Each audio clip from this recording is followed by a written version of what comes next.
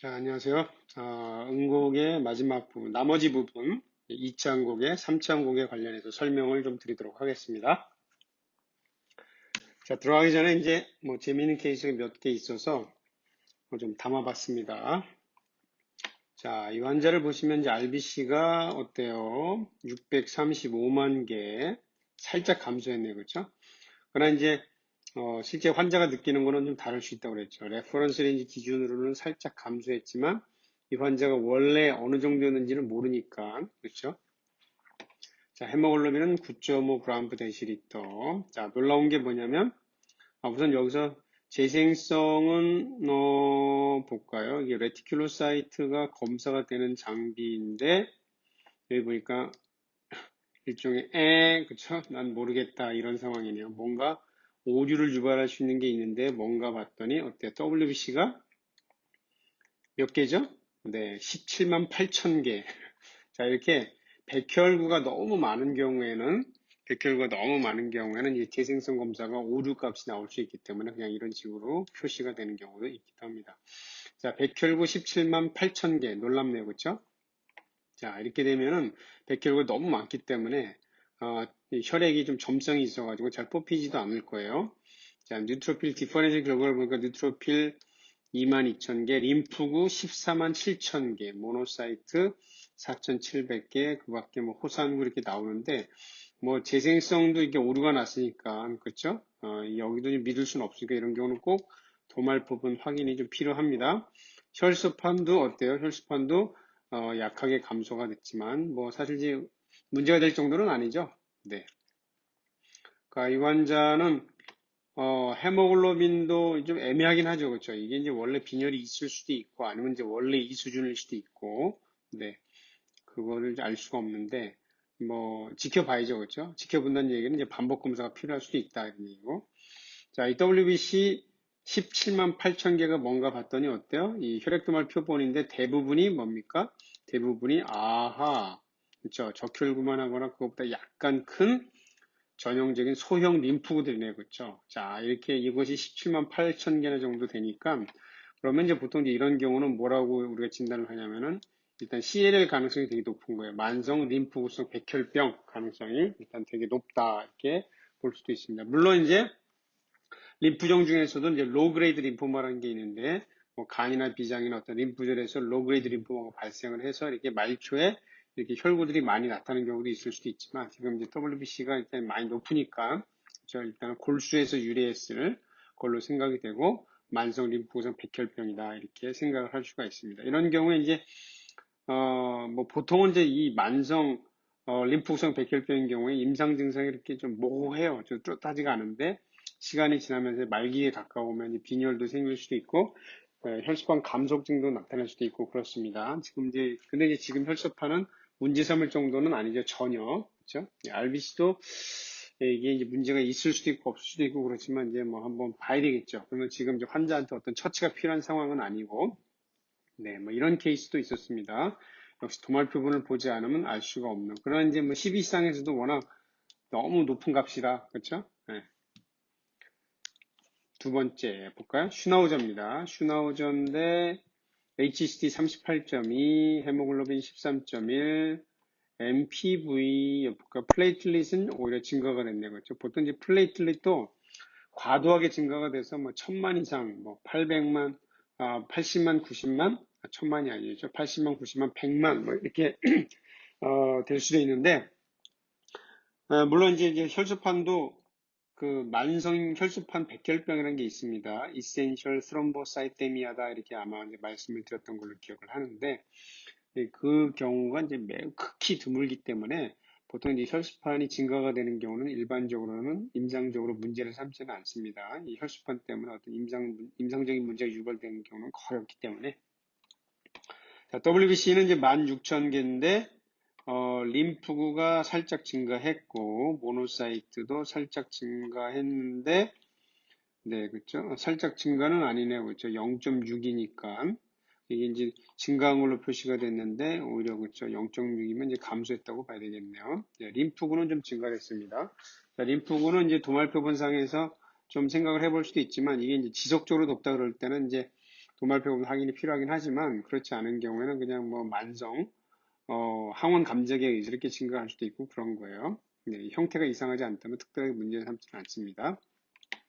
빈혈이 있는 건데 그렇죠. 빈혈. 그래서 이제 원장님이 이렇게 NMB 염색을 한 거예요. 이게 NMB 염색을 해서 보냈는데 보시면 아시겠지만 어때요? 네, 레티큘로사이트가 하나도 없다. 그렇죠. 비재생성 빈혈인데 보니까 혈소판 괜찮고 백혈구도 감소가 없어요. 그렇죠. 그럼 이런 경우는 뭐냐 골수 쪽에 문제가 있구나. 골수 쪽에 전구세포가 이상이 있든지 뭐 골수에 조혈 환경이 이상이 있어가지고 비재생성 빈혈이 나타난 걸로 이렇게 판단할 수가 있는 이런 환자입니다. 자, 우리 전북대를 졸업한 이제 그 수의사 선생님이 샘플을 이제 랩에다가 의뢰를 했는데 자, 다른 거 하나 없고 그냥 WCP는 이렇게 낮은 거예요. 뉴트로필 1800개. 한 살도 안 됐어요. 물어보니까 사납고 건강한 암컷 중성화된 고양이다 그랬습니다. 역시 도말표본에 저배율에서 보니까 이렇게 이제 호중구도 있고 호상구도 보이고 이렇게 네. 자, 이런 경우 이제 뭐 당연히 어때요? 이제 백혈구, 후중구 감소가 있으니까 당연히 뭐 그렇죠? 염증, 그렇죠? 심한 염증이 있는지도 한번 체크는 해봐야 되겠죠. 그 다음에 이제 혹시 뭐 골수 쪽에 문제가 있는지도 체크해봐야 되겠죠. 고양이니까 어때요?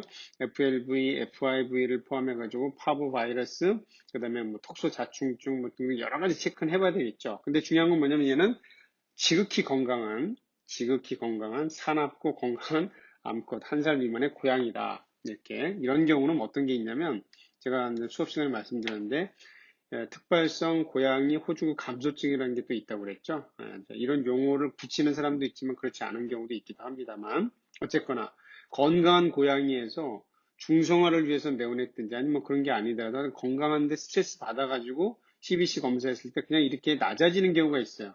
그래서 이게 좀 사실 좀 혼란스러운데 보통 우리가 이제 슈도 뉴트로필리아 여러분들 기억나시죠? 그렇죠? 네. 그러니까 이제 고양이에서 스트레스 받으면 이제 MMP에서 CMP로 이동을 많이 해가지고 슈도 뉴트로필리아가 나타날 수 있다고 그랬는데 오히려 실제 케이스를 보면은 이런 식으로 특별한 증상 없이 그냥 슈도 뉴트로페니아가 나타나는 경우가 의외로 꽤 있어요. 네, 꽤 있다는 거. 네. 물론 이제 요거 뭔가 문제가 있을 수도 있는데 뭐 그걸 이제 체크해 보고 싶다 그러면 이제 뭐 PCR 검사 한번 해보셔도 되고 아니면 이제 재검사 반복 검사로 쭉 지켜보시면 됩니다. 자, 개 시료가 왔는데 보니까 혈소판이 10,000개밖에 없어요. 자, 그러면 이제 임상 증상이 있을 수도 있겠죠? 네, 근데 만약 임상 증상이 없다 그러면 이제 도말표본에서 혹시 깃털 부위나 이런데 막 뭉쳐있는 혈소판이 있는가 뭐 이런 거 봐야 되긴 하겠죠. 그렇죠? 수의사한테 물어보니까 전형적인 점상, 반상 출혈이 있다고 하더라고요. 그렇죠? 그런 경우는 보통 이렇게 혈소판 감소가 돼 있는 겁니다. 보통 한 2만에서 5만 사이 정도에서 그런 임상 소견이 나타난다고 그랬죠. 아직은 이제 수치상으로 빈혈은 없습니다. 그러나 이제 이게 좀 지속이 된다 그러면은 빈혈이 수치상으로 또 나타날 수도 있기는 하겠죠. 네. 점상, 반상 출혈이 나타나기 시작한 환자의 치료였습니다. 이렇게. 네. 이런 경우가 종종 있어요. 사실 이제 여러분들이 응고개 검사 머리 아프게 하긴 하는데 실제 임상에서 응고개 환자는 뭐 거의 대부분 뭐 혈소판 감소 아니면 뭐 DIC 뭐 거의 이 정도라고 보시면 될 것 같아요. 물론 이제 어린 개들에서 수술하고 나서 뭐 지혈이 잘 안 돼가지고 문제가 되는 경우가 간혹 있을 수는 있는데 그다음에 이제 뭐 고양이 같은 경우에 선천적으로 좀 응고장애가 있는 애들이 있거든요. 품종 중에 데번렉스 뭐 이런 경우에는 비타민 K 활성화하는데 필요한 효소 결핍으로 인해서 선천적으로 문제가 되는 경우가 있어가지고 비타민 K를 이제 주기적으로 뭐 주사 맞아야 되는 이런 특정 품종도 있기는 한데 그런 거 말고는 사실은 뭐 혈소판 감소증 아니면 감소증이나 DIC 아니면은 사실 응고개 쪽 이상이 있는 환자를 만나기는 그렇게 쉽지는 않다. 네, 자, 몇 가지 케이스 한번 좀 훑어봤습니다. 혹시 여러분들 여기 들은 내용 중에 또 궁금한 게 있다 그러면 댓글 달아주세요. 그러면 제가 뭐 댓글 보고 한번 이제 답변을 드리도록 할 테니까.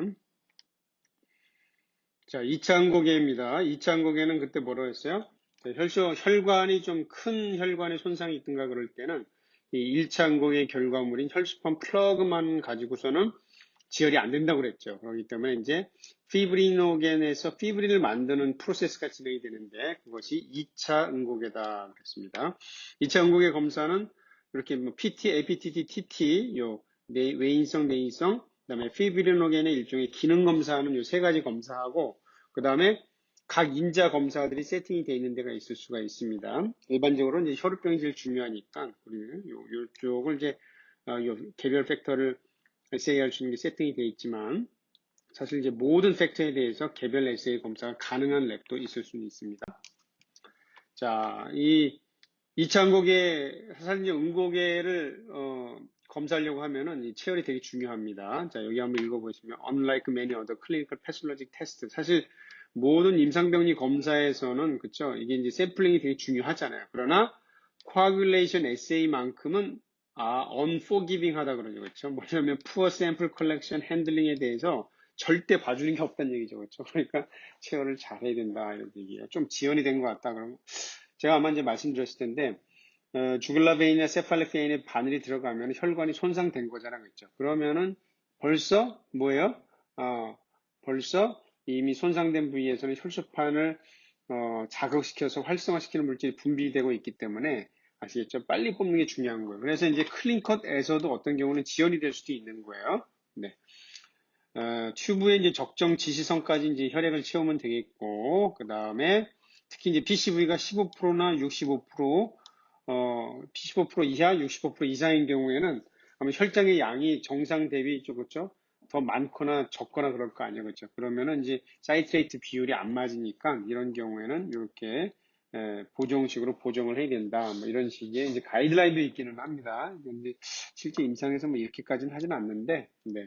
제가 참고로 이제 원래 슬라이드가 두 장으로 나눠져 있었는데 제가 좀 이렇게 합쳤습니다. 네, 그 다음에 이제 주로 APTT가 검사 오류가 나는 경우가 더 많다. 아시겠죠? 그러니까 특별한 임상 증상이 없는데 APTT만 살짝 증가했다. 그러면은 이런 경우는 검사 지연일 수도 있겠다. 뭐 이렇게 보시면 되겠죠. 예전에 이제 어떤 케이스가 있었냐면은 보통 이제 수컷에서 이제 중성하지 않게 되면은 전립선이 이제 커지면서 그런 환자에서 가끔 이제 소변 볼 때 혈액이 좀 묻어나오는 경우가 있거든요. 그런 환자가 있었는데 원장님이 로컬에서 검사했는데 APTT, PT 검사했는데 APTT가 증가한 걸로 나온 거예요. APTT가 증가했다 그러면 그건 뭐냐면 제대로 검사한 거라면 그게 이제 혈우병이 되는 건데 근데 혈우병 환자에서 소변 볼 때 거기서 피가 묻어나온다 이런 건 없어요. 그쪽은 점막이기 때문에 혈수판과 관련된 혈수판과 관련된 임상 증상이지 APTT가 증가될 건 아니거든요. 자, 그래서 이제 학교로 이제 케이스를 리퍼하게 해가지고 학교에서 검사를 했는데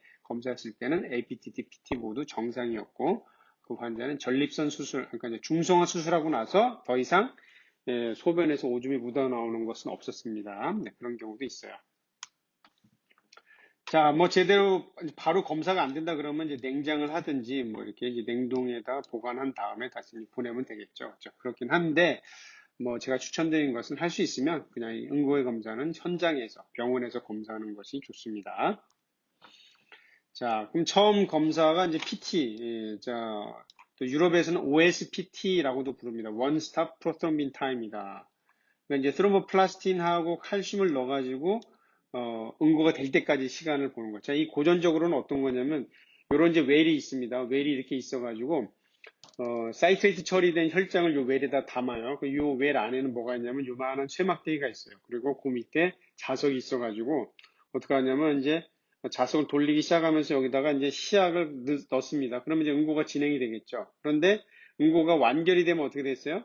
자석에 의해서 이 쇠막대기가 계속 돌다가 응고가 완결이 되면 더 이상 돌지 않죠. 그때까지 시간을 체크를 하는 거예요. 이것이 가장 고전적인 응고 시간을 이제 체크하는 방법인데, 네. 요즘도 있긴 있어요. 요즘도 있긴 있고, 근데 이제 요즘은 또 다른 방식으로 응고의 이 PT를 검사하는 장비들이 또 출시되어 있습니다. 주로 이제 7번을 보는 겁니다. 7번. 그러나 이제 공통 경로도 같이 이제 들어가는 거죠. 공통 경로는 PT, APTT에서 같이 들어간다. 이렇게 보시면 되겠습니다. 그러니까 이제 뭐냐면 공통 경로 쪽에 문제가 있을 때도 PT든 APTT든 검사가 지연이 될 수가 있는 거예요. 그렇죠?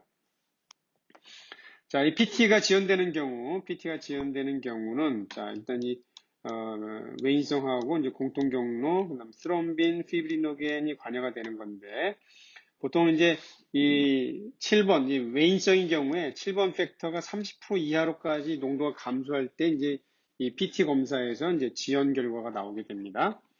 뭐 내인성, 외인성 거의 비슷하다고 보시면 되는데, 뭐첫 번째는 살서제죠. 살서제. 살서제는 뭐냐면 비타민 K 기량제잖아요, 그렇죠? 기량제인데 비타민 K 활성에 필요한 인자들은 2, 7, 9, 10번입니다. 그러니까 이제 내인성, 외인성 공통 경로가 두루두루 이제 걸리죠. 그렇기 때문에 이제 살서제 중독이 되는 경우에는 당연히 PT, APT, TT 모두 다 지연이 되게 되는데, 이 7번 팩터가 좀 반감기가 짧다 보니까 읽어보시면 아시겠지만, 임상 증상이 나타나지 않을 때 또는 임상 증상이 뚜렷한 단계에서도 살서제에 노출이 됐는데 임상 증상이 뚜렷하지 않은 단계에서도 PT는 지연될 수도 있다. 그러니까 민감도가 높기 때문에 살서제 의심이 되는 경우는 이제 7번 외인성 검사가 이제 추천이 되는 거긴 한데 보통 응고에는 다 들어가니까 기본적으로. 그리고 이제 임상에서는 이 살서제 중독은 대부분 알아요. 왜냐면은 뭐 이게 입 가에 아니면 패드나 이런 데 묻어 있기 때문에 보통은 알게 됩니다. 자, 간 질환, 이 비타민 K 흡수가 또 되게 중요하잖아요. 그렇죠? 담즙 분비가 원활해야 되는데 또 그런 것도 있고 또 뭐냐면 이 대부분의 응고인자들은 또 간에서 합성하기 때문에 간이 기능이 너무 저하가 됐든지 아니면은 담관계 쪽에 문제가 있어가지고 비타민 K 흡수가 제대로 안 된다. 그러면은 이제 이렇게 응고장애가 나타날 수가 있습니다. 자, DIC는 뭐예요? DIC는 이제 파종성 응고병증이죠. 그렇죠? 그러니까 뭐냐면 짧은 시간에 병적으로 응고개가 과활성화되면서 이제 문제가 되는 과활성이라는 얘기는 뭐냐면 그만큼 많이 소모했다 이런 얘기죠. 그렇죠? 소모해서 감소가 되는 그러기 때문에 뭐냐면 그렇죠? PT, APT, TT 모두 다 이제 지연이 되는 경향이 있습니다만 근데 알 수 없는 원인에 의해서 오히려 APTT만 증가하는 경우도 있습니다. PT는 또 정상이고 근데 보통은 이제 PT, APT 다 증가가 돼요. DIC는. 왜냐면 이제 모든 인자들이 팩터리 다 소모가 되기 때문에 되는데 어떤 경우는 이렇게 APTT만 증가하고 PT는 또 정상인 경우도 있을 수도 있다. 그다음에 드물긴 하지만 7번 팩터가 결핍된 경우도 보고된 적은 있습니다. 아주 드물긴 하지만. 네. 일단 뭐 살서제, 뭐 사실 이제 예전에는 이런 경우가 종종 있었어요. 요즘도 살서제 구경하기가 이렇게 쉽지는 않은데, 그쵸? 예전에는 이제 나쁜 마음 먹고 이렇게 닭고기에다가 살소재 묻혀가지고 이렇게 던져줘서 그냥 걔를 죽게 하는 이런 경우도 가끔 있기도 하고 그랬거든요. 저도 어릴 때 이제 본 기억이 나는데. 자, 저먼 셰퍼드 수컷 6개월입니다. 자, 수컷. 만약에 이 자견 중에서 수컷만 출혈 소인이 있었다 그러면 뭐예요? 혈우병. 그렇죠? 혈우병 A나 B가 되는 건데, 암컷 동배자견도 폐출혈로 사망했습니다. 이 폐출혈과 같은 폐출로 사망을 했고, 그 다음에 뭐, 후지파행, 압방출혈, 혈뇨, 뭐 이런 증상들이 아마 후지파행도 뭐냐면 이제 관절각 내에 출혈이 있는 거겠죠. 그쵸? 네. 이렇게 이제 출혈이 있었고, 혈뇨도 이제 아마 방광에서 출혈이 좀 되게 심했던 것 같아요. 네. 자, 이런 소견, 암컷과 수컷이 같이 이렇게 이제 이완됐기 때문에 이런 경우는 이제 뭐 이런 이제 살소제 같은 중독을 좀 예상할 수가 있는 거죠. 자, 응고에 검사했을 때 보시면은 일단 APTT도 증가가 됐고 PT 또는 OSPT도 증가가 됐습니다. TT도 증가가 됐고 그렇죠? 자, 이런 경우가 뭐냐면 이제 첫 번째로 생각할 게 일단 살소제를 이제 생각을 하는 거죠. 네. 왜냐면 이제 간 쪽의 문제는 이 환자에서는 관찰은 안 되니까. 네. 자, 그 다음에 이제 ACT라는 것은 뒤에서 간단하게 설명드릴 텐데, 이거는 응급 상황에서 또는 이제 개흉 수술 같은 거 할 때 빠르게 그냥 응고장애가 있는지 없는지 보려고 할 때 쓰는 아주 민감도가 낮은 응고의 검사 키트인데, 사실 요즘은 거의 구경하기는 쉽지는 않습니다. 네. 그러니까 이제 어떤 이런 출혈 소인이 있는 환자에서는 우리가 여러 가지 가능성을 생각할 수 있는데, 그렇죠? 뭐 크게는 하여튼 혈수판하고 응고개인데, 이 환자는 또 혈수판은 괜찮았고, 응고개 쪽은 뭐 응고개 검사 이렇게 간단하게 해보면 되는 거죠, 그렇죠? 그 다음에 여러 가지 디퍼렌셜이 있을 텐데, 임상 소견을 체크를 하는 거죠. 이렇게 임상 소견을 체크를 해가지고 이렇게 이제 진단을 보통 내리게 됩니다. 자, 담즙 정체가 매우 심했던 환자인데 아마 이제 수술을 하려고 대기 중이다가 이제 발견을 했던 것 같은데 초음파 검사상에서 담낭의 현저한 비대와 또 간 내 담관이 되게 뚜렷해지는 그 흐름이 완전 정체가 된 이런 상황이었다는 얘기죠. 황달도 무척 심하고. 이런 경우는 그러니까 뭐냐면은 비타민 K 활성이 의심이 되기 때문에 꼭 PT, ABTT 검사를 좀 해봐야 돼. 이상이 없는지. 그래서 만약에 이렇게 지연이 됐다 그러면은 수술을 해야 되는 경우는 보통 비타민 K를 공급한 다음에 수술을 하고 또 수술하고 나서도 체크하고 뭐 이런 식으로 보통 진행이 돼야 되는 겁니다. 자, 그 다음에 이제 APTT입니다. APTT는 내인성 경로를 이제 검사한다고 그랬죠. 여기에 관련된 팩터는 일자적으로는 이제 내인성, 8, 9, 11, 12번인데 공통 경로도 들어간다고 그랬죠. 자, 그 다음에 이제 만약에 이제 팩터가 결핍된다 그러면은 A, B, C가 있는데 혈우병 A, B, C는 8번, 9번, 11번. 아까도 말씀드린 것처럼 수컷에서 임상 증상이 발현됩니다. 서피스 액티베이터 칼슘 인지질을 이제 첨가해가지고 사이트에이트 처리된 혈장이 응고될 때까지 시간을 체크하는 거야. 아까 제가 간단한 원리를 설명을 드렸죠. 자, 뭐 PT랑 비슷하게 되는데 일단은 뭐 좀 빈혈이 매우 심한 환자에서는 검사 오류 가능성도 있습니다. 그렇죠? 이거 왜냐면은 PCB가 되게 낮으면 아까 그래서 계산을 하라고 그랬잖아요. 그렇죠? PCB가 되게 낮으면 그 정상일 때 이제 그 혈액보다는 혈장량이 좀 더 많을 거 아니에요. 그렇죠? 그러다 보면 사이트레이트가 적절하지가 않아가지고 항응고가 안 되는 거죠. 그렇죠? 그럼 뭐냐면 응고인자가 이미 소모됐을 가능성이 높기 때문에 자, 그렇기 때문에 좀 빈혈이 아주 심한 경우에는 좀 주의가 필요하고 그 다음에 이제 헤파린 치료를 받고 있는 환자에서는 APTT, PT는 아닌데 APTT만 검사가 지연되는 걸로 알려져 있습니다. 그러니까 이제 이런 환자들도 주의가 필요하겠죠. 자, 그 다음에 이제 혈우병 AB, 그렇죠? 8번, 9번이 이제 결핍된 환자에서, 그 다음에 고양이에서는 12번 팩터가 보통 결핍된 경우가 좀 있습니다. 비타민 K도 아까 말씀드렸죠, 그렇죠? 이 내인성에도 비타민 K 활성 인자가 있기 때문에 비타민 K가 결핍된 경우 또는 비타민 K 기량제가 작용하는 경우에 검사 오류가 나타날 수도 있다. 그래서 이렇게 두 가지가 여기다 관련된 거죠. 또 간에서 합성하고 그러니까. 그 다음에 DIC 역시 그렇죠. 과소모가 되는 상황이기 때문에 APTT가, 그리고 아까 뭐라고 했냐면 PT보다는 APT가 좀 더 민감하다 그랬죠. DIC에서. 자, 9개월 수컷입니다. 자, 그러니까 이제 여러분들이 어린 애들에서 이제 중성화 수술할 때, 특히 수컷이다 이럴 때는 꼭 응고의 검사가 필요한 거예요. 그런데 이제 그 환자가 또 이제 혈우병 환자다 그러면 참 이게 되게 어려운 거죠. 아주 응급 상황이 되는 건데.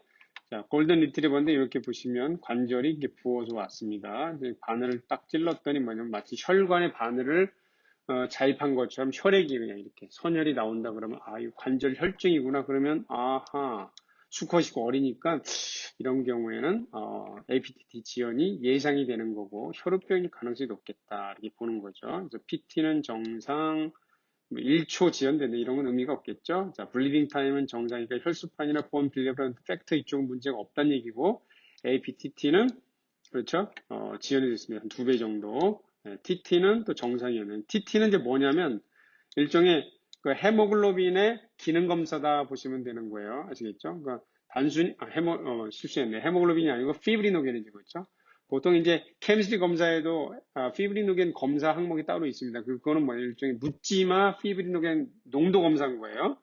그런데 이 TT는 뭐냐면 헤모글로빈이 구조가 정상이면서 피브린의 크로스 링킹을 억제하는 물질이 없는 상황인지 아닌지를 평가하는데 바로 이 TT가 이제 활용이 되는 겁니다. 좀 설명을 또 드리겠고요. 네. 자, 이래서 이 환자는 이제 혈우병으로 이게 진단된 그런 환자였습니다. 자, 말티즈 수컷 7개월인데 아마 중성화 수술을 했던 것 같은 수술 후 혈복, 피하 출혈 매우 심한 상태로 이렇게 내원했습니다. 사실 저도 이제 수의사 1년차 때 로컬에서 이런 경우가 있어가지고 아주 난감했는데 그 전까지는 뭐 캐스트레이션 뭐 이거 아무것도 아니네 뭐 껌이구만 이렇게 생각했는데 한 번은 이렇게 미니핀이었는데 미니핀이 이렇게 막 전구공보다 더 큰 정도의 이제 그 혈종이 생겨가지고 이렇게 내원해가지고 아주 난감했는데 이제 원장님이 이제 잘 해결하셨죠. 네. 저도 그런 기억이 있습니다. 이 환자 APTT가 상당히 지연이 됐습니다. 이미 글쎄 얼마나 출혈이 심했는지 상당히 빈혈 수치가 낮아져 있는 것을 볼 수가 있네요. 그 와중에 또 용혈도 있고 그러네요. 네. WBC도 증가가 됐고 그래서 이 환자가 이제 혈우병으로 진단이 됐던 그런 환자입니다. 자, 고양이에서는 아까 말씀드렸죠. 12번 팩터가 이게 헤이그만 팩터라고 하는데 선천적으로 결핍된 경우가 가끔 있습니다. 네.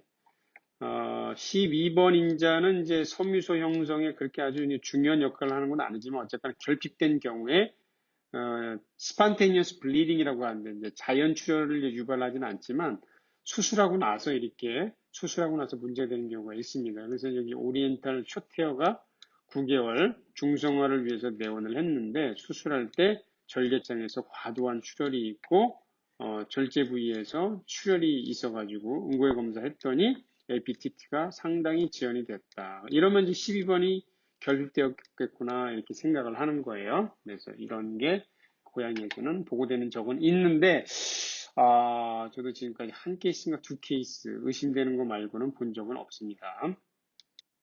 네. ACT를 이제 말씀드리기 전에 제가 아까 이제 그 데번렉스라는 품종에 대해서도 말씀드렸잖아요. 그렇죠? 고양이에서는 이 데번렉스 품종은 선천적으로 비타민 K 활성 장애가 있는, 결함이 있는, 품종들이기 때문에 그 데번렉스가 이렇게 예를 들어 예를 들어 발치라든지 중성화했는데 지혈이 잘 안 된다든지 뭐 이런 걸로 내원했다 그러면은 이 선천적일 가능성을 좀 생각을 해보고 일단 응급처치로 비타민 K 주사도 필요하고 그 다음에 차후에 검사가 필요하다 이렇게 말씀드리겠습니다. 데번렉스 한번 인터넷에 검색을 해보세요. 데번렉스는 그리고 제 카페에도 있습니다. 자, ACT 아까 앞에서 말씀드렸죠. Activated Clotting Time이라고 그래가지고 민감도가 매우 낮은 응고의 검사입니다. 사실 응고의 검사들은 다 민감도가 대체로 낮아요. 왜냐하면 다 이게 기능 검사이기 때문에 기능 검사들은 민감하진 않습니다. 네, 그러나 이제 특이도는 높죠.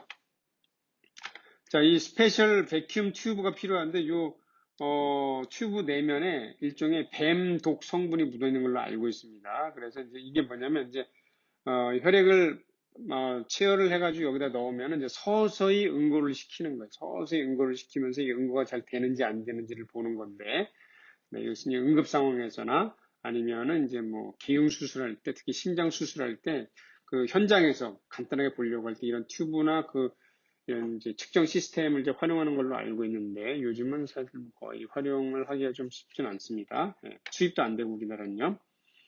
APTT보다 덜 민감하다. APTT는 이제 30% 이하로 그 농도가 개별 인자의 농도가 떨어질 때 이제 증가가 되는데 ACT 같은 경우는 10% 미만으로 떨어질 때 그렇죠. 그러니까 이제 매우 심각하게 응고 인자의 농도가 감소가 될 때 이상치가 나온다 이렇게 보시면 되겠습니다. 자, 그다음에 TT 차 좋아하시는 분들은 TT 아시죠?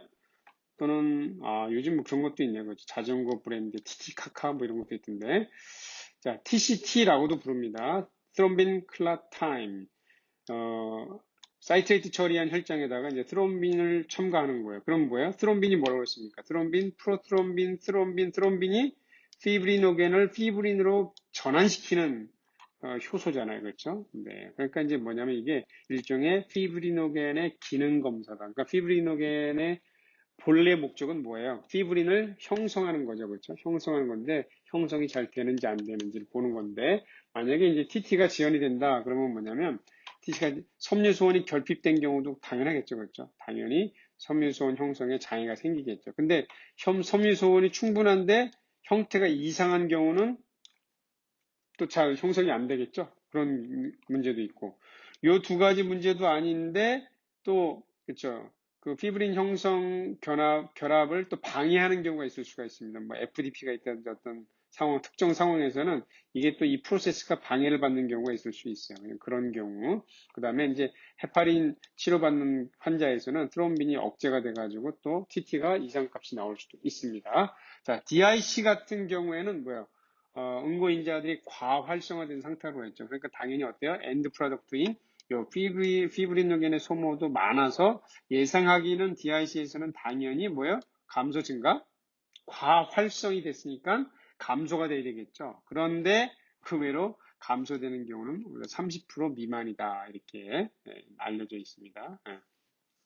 이제 왜 그러냐면 여러분들이 나중에 이제 단백질 할 때 제가 설명드리겠지만 자, 이 단백질은 알부민하고 글로불린으로 되어 있죠. 그렇죠? 글로불린 그러면 일반적으로 뭘 생각하냐면은 면역 글로불린 IG, 그렇죠? 이뮤노글로불린 뭐 GMAE 뭐 이런 것만 생각하잖아요. 근데 이 면역 글로불린은 뭐냐면 예를 들어서 우리 몸에 세균이 들어왔다 그러면 그렇죠? 인펙셔스 에이전트가 들어왔을 때 바로 항체가 만들어지는 게 아니잖아요. 그렇죠? 그러니까 이런 건 뭐냐면 지연형 반응인 거예요. 지연형 디펜스 시스템이고 들어오면 바로 반응을 해야 되는 게 또 있어야 될 거 아니에요. 그렇죠? 그 단계에서 반응하는 단백질이 또 있습니다. 글로불린들이 있어요. 그런 걸 뭐라고 하면 acute phase reactant다 이렇게 부르게 되는데 이 acute phase reactant 중에 뭐가 있냐면 또 피브리노겐도 있는 거예요. 피브리노겐처럼 평상시에는 다른 일을 하는데 그죠? 원래 본연의 목적은 뭐 피브린 형성하는 거죠. 그런데 급성 염증이 생기게 되면은 피브린은 호출이 되는 거예요. 잠깐 이리 와서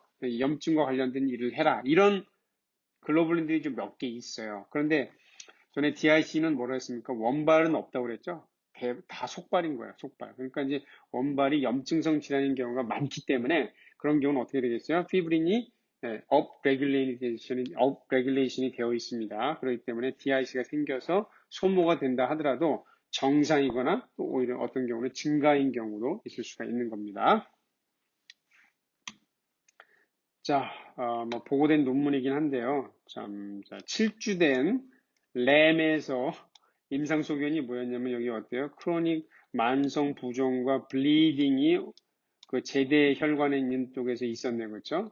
그 다음에 여기 보니까 그 외 다른 부위에서 이런 식으로 출혈 소인이 있어가지고 검사를 했네요. 보니까 PT도 지연됐고 APT도 지연됐고 그 다음에 이 러셀스 바이퍼 베놈 타임도 지연됐고 이게 뭐냐면 아까 말씀드린 ACT입니다. 이게 ACT도 지연됐으니까 뭐야 지금 응고인자의 농도가 매우 낮아져 있다 이런 얘기죠.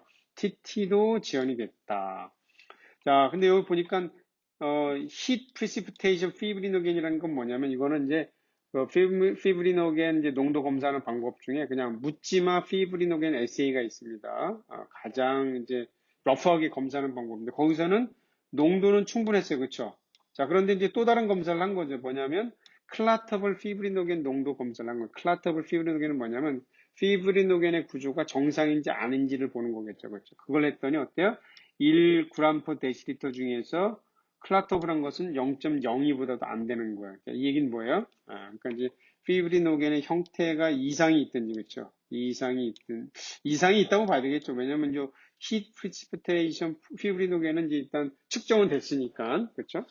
이상이 있는 그래서 디스피브리노게네미아 이렇게 아니면은 이제 뭐 피브리노겐이 있기는 한데 뭔가 이제 피브린 형성하는데 방해를 하는 어떤 물질이 있는지도 모르겠죠. 그렇죠? 뭐 이런 식으로 해서 레포트가 됐던. 근데 이제 놀라운 것은 그 랩이 어떤 랩인지는 모르겠지만 이게 모든 응고인자 팩터에 대해서 개별 에세이를 개 고양이도 아니고 램에 대해서 이렇게 했다는 아마 이제 응고인자 쪽으로만 연구하는 특수한 랩이었던 것 같아요. 뭐 이런 경우도 있었다.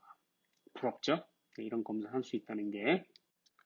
자, 이번 자료는, 제가 보니까 자료에서 누락을 했더라고요. 그러면 이제 중요하기 때문에 또 좀 설명을 좀 드려야 될 것 같습니다. 좀, 그 부분도 양해를 좀 부탁드리고요. 자, 뭐냐면은 이제 PT하고 APTT가 있으면 이 2차 응고에는, 그렇죠? 2차 응고에 이제 스크리닝이 문제가 없느냐? 그게 아니란 얘기죠. 그렇죠? 여기서 이제 말씀드릴 게 뭐냐면, 자, 이 PT, APTT는 어디까지 보는 거냐면은 요 트롬빈이 형성이 되면서 피브리노겐에 의해서 피브린이 형성되는 것까지만 보는 거예요. 아시겠죠? 요거까지가 잘 되는가 안 되는가를 보는 게 바로 PT, APTT 검사입니다. 자, 그런데 이제 응고계라는 것은 어떤 거냐면 요 피브린 형성만 돼서는 안 되고 또 여기서 보시면 요 13번 팩터가 작용을 해가지고 피브린끼리 또 크로스 링킹을 해야 되는 또 중요한 단계가 있는 거예요. 요 단계가 돼야 응고계가 완결이 되는 거예요. 아시겠죠? 그러니까 요 단계가 완결이 안 돼도 뭐냐면 출혈선이 나타날 수가 있습니다. 자, 그런데 뭐냐면 바로 이 PT, APTT는 요 13번 팩터까지는 검사를 못 하는 거예요. 아시겠죠? 그냥 솔루블이 이제 피브리노겐에서 피브린이 형성되는 것까지만 하기 때문에 PT, APTT에서도 정상이지만 출혈 소인이 있는 환자가 있을 수도 있다는 거. 자, 그런 환자인데 한번 보시면은 자, 6개월 중성화 수술 때 심한 음낭 출혈이 있었습니다. 자, 요때 검사해 보니까 혈소판 정상, PT 정상, APTT 아주 미약한 증가니까 뭐 이건 뭐 샘플링과 관련됐다고 볼 수가 있겠죠. 결과적으로는 특별한 게 없는데 소견은 뭐냐면 이거 응고의 문제인데 그렇죠? 혈우병 증상인데 뭐 이렇게 되는 거죠. 자, 2년형 때 교상으로 내원했습니다. 대퇴부 근육주위에 피하 종괴가 크게 형성이 됐으니까 이런 건 1차보다는 2차가 되겠죠. 그렇죠? 자, 병원에서 검사했는데 PT, APTT, BMBT, 혈소판 모두 정상이에요. 대학으로 리퍼를 했는데 리퍼에서도 어때요? 본 빌레브란트 팩터까지 검사했는데 모두 정상. 개별인자 혹시나 하고 체크해봤는데 모두 정상. 이게 뭘까? 그렇죠? 이렇게 아시겠죠? 자, 이런 경우가 드물지만 있을 수 있다는 거. 13번 인자가 결핍된 경우에 이렇게 될 수 있다는 거 머릿속에 좀 넣어두시고. 자, 그 다음에는 이제 3차입니다. 3차. 3차는 뭐라고 했어요? 혈관이 손상이 돼서 1차든 2차든 가동이 돼가지고 클랏이 형성된 다음에는 이것이 다시 원복이 돼야 되겠죠. 그렇죠? 원복이 돼야 되는데 원복이 안 되면 또 문제가 되는 거잖아요. 그렇죠? 그래서 원복 단계인데 이것이 또 과활성화돼서 또 문제가 되는 경우가 있을 수가 있습니다. 그런 경우를 보는 건데 FDP라는 게 있다고 그랬죠? 그 클랏의 대사 산물이 되는 거죠. 클랏의 대사 산물인데 피브린하고 피브린 노겐에 의해서도 대사가 되는 거기 때문에 어떻게 보면 이제 클랏은 뭐라고 했어요? 피브린이 형성됐을 때가 이제 완결이 되는 건데, 그렇죠? 피브린 노겐에서도 만들어지는 대사 산물이기 때문에 혈전에 대한 그 특이성은 조금 떨어지는 거죠, 그렇죠? 그래서 요즘은 FDP는 잘 사용하지 않고 뒤에서 말씀드리는 디다이머가 이제 나오기 전에는 주로 FDP를 많이 활용을 했습니다. 그래서 뭐 혈장에서 검사하는 게 더 좋냐, 뭐 혈정에서 검사하는 게 더 좋냐, 뭐 이런 연구들도 많이 하고 그랬어요. 사람에서 DIC 평가에 사용하게 됩니다. DIC가 발생할 수 있는 여러 가지 질환에서 증가가 되면 이제 문제가 있겠죠. 예전에 요 트롬보 웰코 테스트라고 하는 인의용 요 키트가 개에서도 이게 교차 반응이 됐기 때문에 우리가 이제 이용을 했었습니다. 제 대학원 때였던 것 같아요. 자, 디다이머는 뭐냐면 아까 말씀드린 트롬빈에 의해서 피브리노겐에 의해서 피브린이 형성된 다음에 13번이 관여해가지고 크로스 링킹이 된다고 그랬죠. 요것이 대사가 되면은 여기서 디다이머가 나오는 것이다. 그러니까 이제 디다이머 농도가 증가했다는 얘기는 뭐냐면 몸 안에 어디에선가 응고개가 되었었다는 증거인 거죠. 그렇죠? 그래서 뭐 이제 DIC가 증가됐다. 그러면 이제 어딘가 혈전이 형성이 됐었다는 얘기예요. 자, 혈전이 형성된다고 해서 반드시 뭐 임상적으로 문제되는 건 아니죠. 그렇죠? 몸이 제거할 수 있는 그 커패시티 안에서는 문제가 안 되는데 이것이 이제 오버가 되면 문제가 되는 거죠. 그렇죠? 오버가 되지 또는 뭐 양이 오버가 되지 않더라도 어때요? 양이 오버되지 않더라도 이것을 이제 관련된 그 항상성 유지 수준이 떨어져 있다 그러면 이제 문제가 되는 거잖아요. 네. DIC 당연히 이제 증가가 되겠죠. 그렇죠? 근데 이거 말고도 뭐 수술이라든지 뭐 염증 상황에서도 얼마든지 나타날 수도 있습니다. 디다이머는. 그다음에 이제 이렇게 혈액성 흉복수라든지 고단백성 흉복수에서도 디다이머는 또 얼마든지 증가할 수도 있어요. 자, 그러니까 뭐냐면 사실 이렇게 디다이머에 대해서 우리가 기대하는 건 뭐냐면 이 혈전증이나 DIC를 감별하는 데 좀 도움이 되면 좋은데, 그쵸? 사실 그런 능력치는 안 돼요, 사실 디다이머가. 그럼 이거를 쓰지 말아야 되는가? 그 부분은 이따가 또 좀 설명을 드리도록 하겠습니다. 자, 개에서는 이제 주로 폐혈절증, 펄모너리 트롬보 엠볼리즘이라고 했죠. 그 다음에 DIC가 예상되는 환자에서 이제 선별해서 사용하게 되면 도움이 되고, 매우 민감하지만 특이도는 낮다. 특이도가 낮다는 얘기는 뭐냐면 위양성이 높다는 얘기야. 무슨 얘기야? 증가됐다고 해서 반드시 펄모너리 트롬보 엠볼리즘이나 또는 DIC는 아니다 이런 얘기죠. 또 매우 민감하다는 얘기는 뭐예요? 민감하다는 얘기는 위험성은 적어요. 그러니까 실제 DIC나 폐혈전증이 있다 그러면 증가하긴 해요. 근데 어떤 환자를 랜덤하게 골라가지고 검사했을 때 디다이머가 증가됐다 그랬을 때 그것이 반드시 DIC나 트롬보 엠볼리즘이냐? 그건 아니다 이런 얘기죠. 그렇죠? 그럼 이런 경우는 어떻게 되느냐? 그러면 이렇게 하면 되는 거 뭐냐면 DIC나 펄모너리 트롬보 엠볼리즘이 발생할 가능성이 높은 환자가 내원했다 그러면은 그런 때 이제 검사를 하는 거예요. 아시겠죠?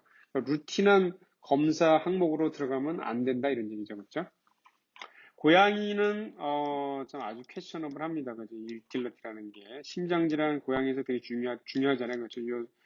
이런 사진 아마 보신 적 있을까 모르겠네요. 그렇죠? 고양이가 이제 후지가 마비가 돼가지고 이렇게 한쪽만 마비되는 경우도 있고 후지가 마비돼서 질질 끌고 다니는 경우가 있는데 아주 고양이에서 무서운 혈전증이잖아요. 그렇죠? 대동맥 혈전 색전증인데 그거를 이제 진단하는데 도움이 될까 하고 디다이머 가지고 연구를 해봤는데 별로 도움이 안 돼요. 특이도가 낮다. 아시겠죠? 특이도가 낮다.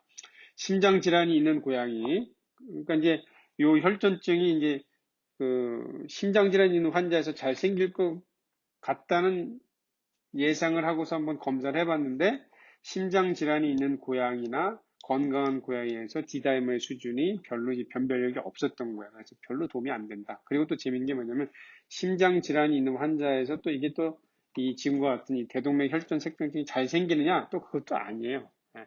그러니까 이제 좀 결과적으로는 별로 이게 이쪽 질환, 이쪽 분야에서는 별로 도움이 안 된다. 그럼 DIC는 어떠냐? DIC도 참 쉽지가 않아요. 고양이에서는. 고양이는 묘하잖아요. 그렇죠? 묘하다. 그냥 있으면 또 도움이 되기도 합니다. FYP에서도 증가할 수가 있다.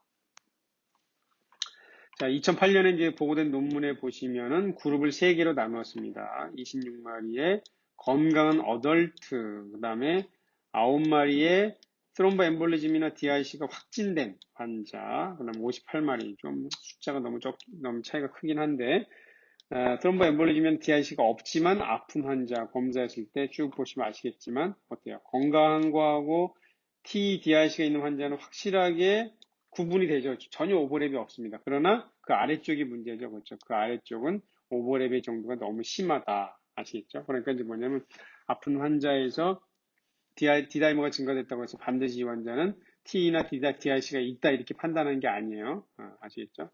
자, 그 다음에 보시면 이렇게 하이 리스크 DIC 질환군들이 있습니다. 그러니까 이제 이런 질환들을 갖고 있는 상태로 내원했다 그러면은 디다이머를 연속적으로 검사하고 또 혈소판도 연속적으로 검사하는 거라서 혈소판이 감소하기 시작했거나 디다이머가 증가되기 시작했다 그러면은 아시겠죠? 이런 경우에는 DIC가 올 수도 있겠다. 이게 예상을 해서 예방 처치가 좀 필요한 거죠. 아시겠죠? 네. 자, 이 경우에 당연히 이제 PT, APTT도 검사할 수도 있겠죠. 많은 PT, APTT는 D다이머나 혈소판 감소 대비 민감도가 떨어지기 때문에 또 PT, APTT를 루틴하게 검사하기는 좀 어렵거든요. 네. 자, DIC를 유발하는 것은 뱀 교상이나 췌장염, 이런 경우, 반복이 됐네요. 그렇죠? 이런 때는 직접 활성이 되기도 하지만 인터루킨 6나 TNF 알파 같은 사이토카인에 의해서 DIC가 촉발되기도 하고 그렇습니다. 자, 개에서 진단에 도움이 되는 것은 입원 환자에서 혈소판을 연속적으로 검사하는 거 아주 도움이 되는 거예요. 중증의 입원 환자에서 혈소판이 감소하기 시작했다 그러면 DIC도 진행될 가능성이 매우 높은 겁니다. PT, ABTT 도움이 된다고 그랬죠. 다만 개에서 APTT가 60% 더 민감하다고 그랬죠. PT는 알 수 없는 원인에 의해서 정상인 경우가 있다고 그랬고 고양이에서도 있다면 도움은 되는 거예요. 도움은 되는데 DIC 자체가 좀 찾기는 또 쉽지도 않고 드물게 발생하고 디다이머 같은 경우는 증가합니다. 고양이에서는 증가하지 않는데요. 어머나, 그렇죠? 자, 트롬빈의 인히비터죠. 엔티트롬빈이 개에서는 감소하고 고양이에서는 감소하지 않는다. 시스토사이트, 조각적 혈구 말출액에서 증가하게 되는데 증가는 DIC 환자에서 보면은 한 10에서 70% 환자에서 그러니까 이제 뭐냐면 시스토사이트가 그렇게 결정적인 건 아니죠, 그렇죠? 스키스토사이트가 보이지 않더라도 DIC일 수는 있습니다. 중요한 거는 이 혈소판 연속 검사, 디다이머가 우선 추천이 되고 확정적 진단을 위해서 PT, ABTT도 한두 번 정도는 검사가 필요하다. 피브리노겐은 앞에서 말씀드렸죠. 그렇죠? 보통은 정상이거나 증가, 고양이에서는 감소한다.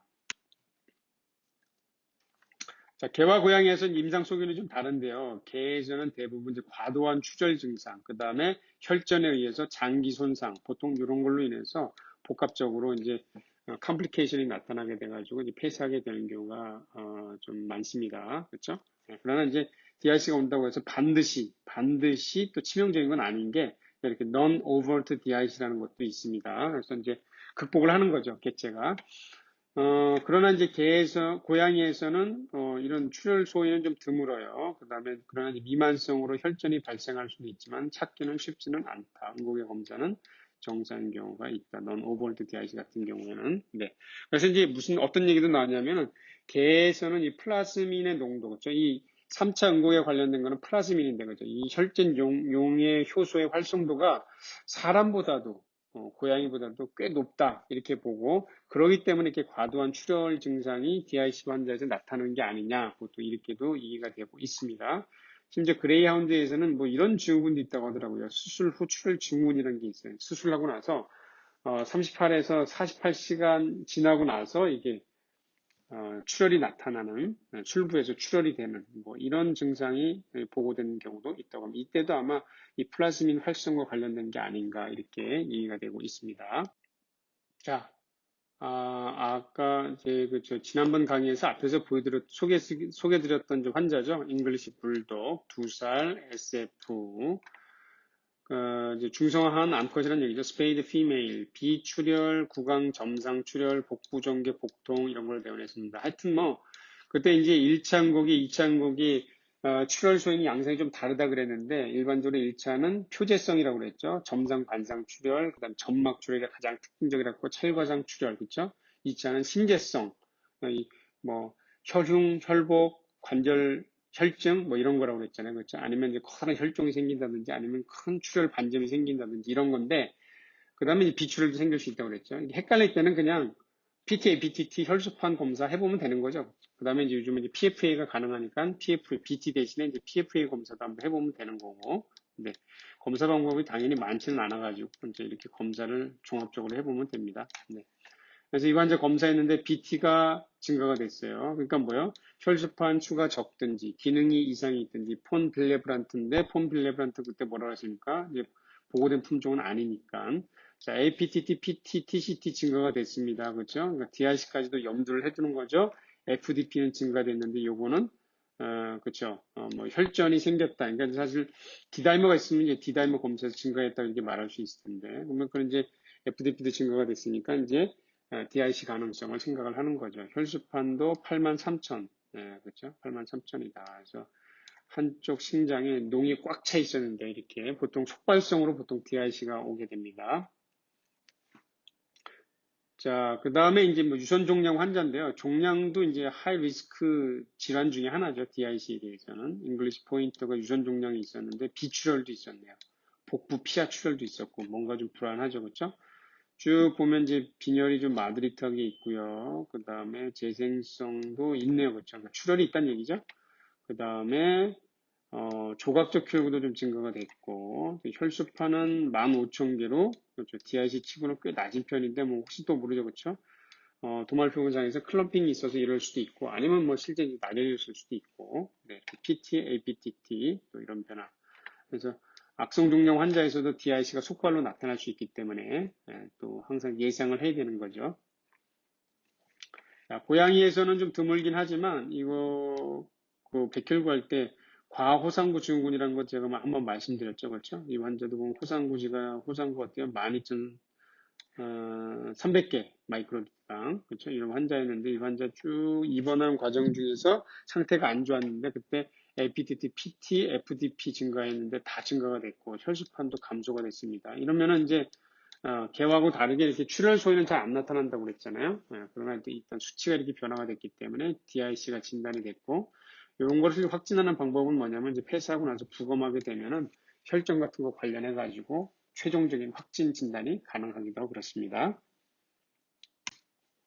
자, 뭐 업데이트긴 하지만 이것도 나온 지는 꽤 됐어요. 2010년인데 어떤 논문에서 이렇게 뭐 피브리너겐 농도, PT 값, APTT 값, 뭐 그다음에 디다이머 농도에 기초해 가지고 이렇게 뭐 일종의 회귀 분석을 해 가지고 뭐 예측하는 시스템, 그 예측하는 공식을 하나 이제 보고한 게 있었습니다. 뭐 이런 것들도 있다는 거. 네. 그래서 그때 이 공식에 의해서 민감도 특이도가 90.9%, 90% 이렇게 있었다. 그래서 이 정도, 뭐 민감도가 높은 편이죠. 이 정도가 되면. 근데 이제 응급 상황에서 언제 이런 거 계산하고 있겠어요. 그렇죠? 그러니까 이제 하이 리스크 질환들이 있는 질환을 갖고 있는 환자가 내원했다 그러면 입원하는 동안 계에서는 혈수판 연속 변화, 그 다음에 디다이머 연속 검사 추천이 되는 거예요. 그 다음에 거의 확정적 진단이 필요하다 할 때는 추가로 PTA, PTT 검사도 추천이 된다. 자, 이렇게 해서 이제 응고의 검사 쭉 정리를 해드렸습니다. 간단하게 이제 좀 정리를 해주자면 응곡에는 1차, 2차, 3차가 있다 그랬습니다. 1차는 혈관과 혈소판, 2차는 응곡에, 그렇죠? 3차가 원복 시스템이다. 1차는 혈관하고 혈소판인데 혈관은 우리가 체크할 방법이 없다고 그랬죠? 혈소판은 수, 그 다음에 뭐 PFA 같은 장비, 그 다음에 BMBT로 이제 응고의 검사, 그 다음에 폰 빌레브란트 팩터 도베르만 이런 거 검사할 수 있고 혈소판 수가 이제 선천적으로 낮게 검사하게 되거나 낮은 품종이 세 가지가 있다고 그랬죠. 잉글리시 토이 스파니엘하고 그렇죠. 그 다음에 킹차스, 까발레 킹차스 스파니엘, 그냥 그레이하운드의 말씀을 드렸고 선천적으로 혈소판 장애가 있는 품종 4개 설명을 드렸죠. 네. 그 다음에 이제 보통 이제 혈소판 감소, 면역맥에서 혈소판 감소증이 개에서는 좀 종종 있는 편이고, 그 다음에 뭐 엘리키아, 아나플라즈마 이런 경우. 고양이도 이제 FLB 관련해서 또는 특발성으로 IMT가 가끔 있습니다. 그 다음에 응곡의 2차 응곡에는 뭐 혈우병이 가끔 있고, 그 다음에 살서제, 그 다음에 고양이에서는 이제 12번, 그렇죠? 네, 이런 거 설명드렸고, 그 다음에 데보넥스 같은 거 선천적으로 소인이 있는 품종도 있으니까 알아두시고, 그 다음에 3차는 DIC, 그렇죠? DIC다. 자, 뭐 쉽지는 않은데, 하여튼 간단하게 정리를 해드렸습니다. 여러분들이 이제 실습을 더 해보시고, 또 임상 경험도 쭉 이제 쌓아가다 보면은, 좀 더 이렇게 의미가 또 명확하게, 올 거예요. 개념도 좀 잡히게 되고, 자, 궁금한 것은 뭐 제 카페도 한번 검색해 보시고, 그러면 되겠습니다. 자, 수고하셨습니다.